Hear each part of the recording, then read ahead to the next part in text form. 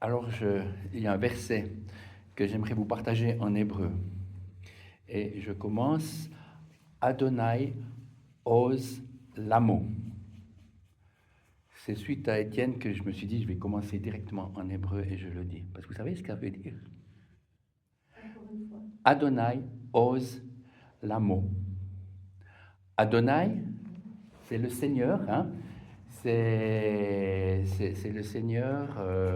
Allez, je vais pour la suite. Ose, c'est la force et l'amour de mon peuple. Ça fait une drôle de connexion et ça fait tilt. Moi, ça me réjouit. Je pense quand même qu'il y a une connexion qu'il faut souligner.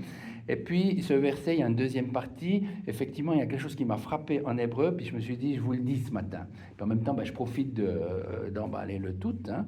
Adonai, c'est le nom qu'on donne quand on lit ou quand on...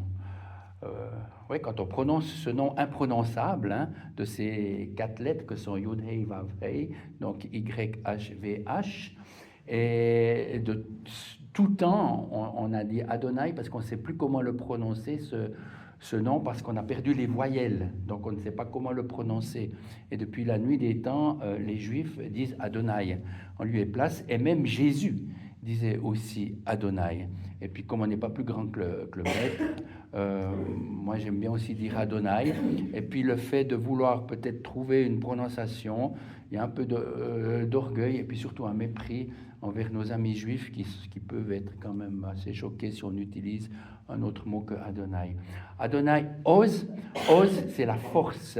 Et l'hébreu qui ne plane pas dans des concepts et dans des hauteurs a souvent ces mots qui est lié à quelque chose de très concret. Eh bien oui, ose, ça veut aussi dire bouc. Et moi, je me souviens quand on était gamin, on allait dans un verger. Alors, il n'y avait pas un bouc, c'était un bélier, mais disons que c'est un peu la même chose. Et puis, on allait vers ce bélier et on mettait notre poing contre son front avec mon copain. Et on poussait, mais il ne bougeait pas, une force. Hein. Puis si tout d'un coup il se mettait à reculer sans que ce soit nous, alors nous on déguerpissait parce qu'il allait nous frapper.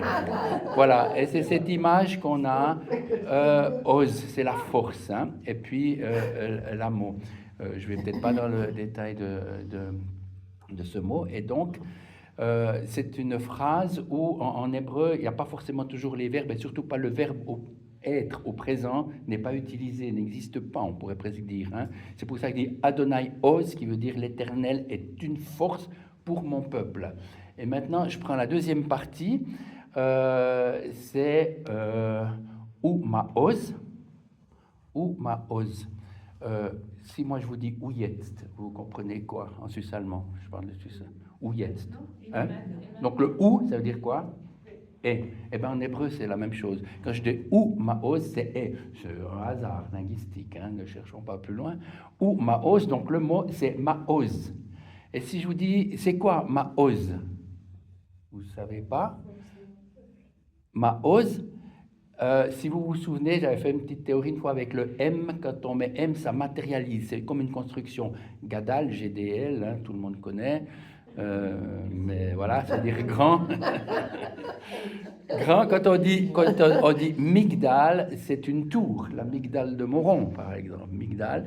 Ou bien quand on a aussi, je voyais un joli mot, c'est Gavan, qui veut dire protégé, et puis Ganan, protégé. Magen, avec ce M, c'est un bouclier. C'est lié. Et donc, si on connaît cette règle, puis que je vous dis Maoz, puis que vous avez la mémoire courte qui fonctionne, vous dites, ah ouais, on avait dit Oz avant. Oz, c'est quoi?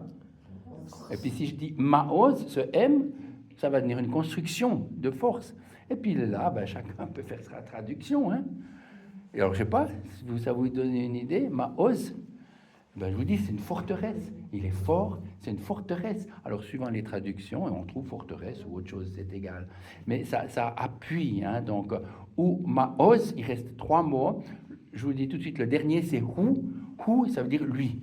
C'est pour amplifier la chose. C'est qui est la force du peuple? C'est lui, c'est Dieu, c'est l'Éternel. Hein. Et puis maintenant, j'arrive aux mots qui ont fait que j'ai choisi ce verset. À part ça, c'est dans c'est le psaume 28.8. Hein. C'est pour ça que vous n'avez pas pu tricher. Non, trichez pas. Enfin, vous pouvez pas. Non, mais vous pouvez tricher. Vous pouvez tricher 28.8, mais de toute façon, vous n'allez pas en comprendre. C'est en hébreu qu'il faut le dire. Alors 28.8, dans cette partie, c'est deux mots. Alors un mot est au pluriel. Alors moi, je vais vous le dire au singulier. Et puis l'autre mot, c'est un adjectif avec l'adjonction au, qui veut dire mon, comme on a la mot, mon peuple. Là, alors je laisse tomber l'adjonction, je prends aussi l'adjectif brut. Alors, je vous l'ai dit, c'est mon. Attention, 5, 4, 3, 2, 1, 0. Yeshua Mashiach. On a dans le psaume 8, 28, Yeshua Mashiach. Et quand on lit ça, comme moi j'ai vu ça, ça réchauffe le cœur, parce que ça fait un écho. Tout d'un coup, on parle de cette force, on parle de cette forteresse, et on a Yeshua Mashiach, traduit en bon français Jésus-Christ. Jésus, Yeshua, c'est un prénom masculin. Il y avait beaucoup de garçons qui s'appelaient Yeshua, mais Jésus, c'est plus que par hasard. C'est un choix parce que Yeshua veut aussi dire salut. C'est exactement le même mot, à ne pas confondre avec Yehoshua, qui est Josué, qui est Dieu sauve. C'est Yeshua, salut. Mais en hébreu, salut, Yeshua, c'est au féminin. Alors, il y a une petite distinction entre Yeshua, puisque c'est masculin, ou c'est simplement une adjonction d'un H, He, à la fin. C'est la forme féminine. Donc, on a Yeshua avec un He, mais c'est bien ça. Hein. Et puis, comme c'est au pluriel, alors ça se prononce autrement, si vous entendez peut-être, puis vous n'allez pas remarquer Yeshua, parce que c'est Yeshuot, c'est le pluriel de Yeshua. Donc, alors on peut dire ok, mais c'est aussi beau parce que si on prend Dieu qui est El, hein, on dit aussi Elohim. Au commencement, Dieu créa Elohim. C'est au pluriel aussi. Dieu est aussi au pluriel, bien qu'il est un. Et Yeshua, de dire Yeshuot, c'est pas si grave. Ça montre aussi la plénitude, l'amplitude de ce salut qui est en Jésus. Et puis Mashiach, on connaît bien, Jésus-Christ, Messie, c'est la même chose.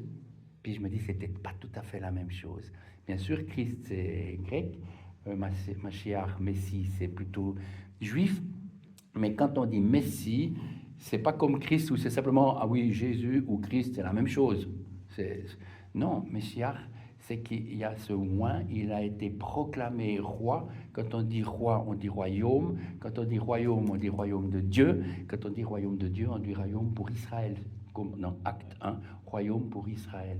Et donc, Yeshua Mashiach. Enfin, j'ai vu ce verset, ça m'a fait écho, puis j'ai profité de l'emballer voilà, dans la totalité, puis ça confirme, Dieu est une force pour son peuple.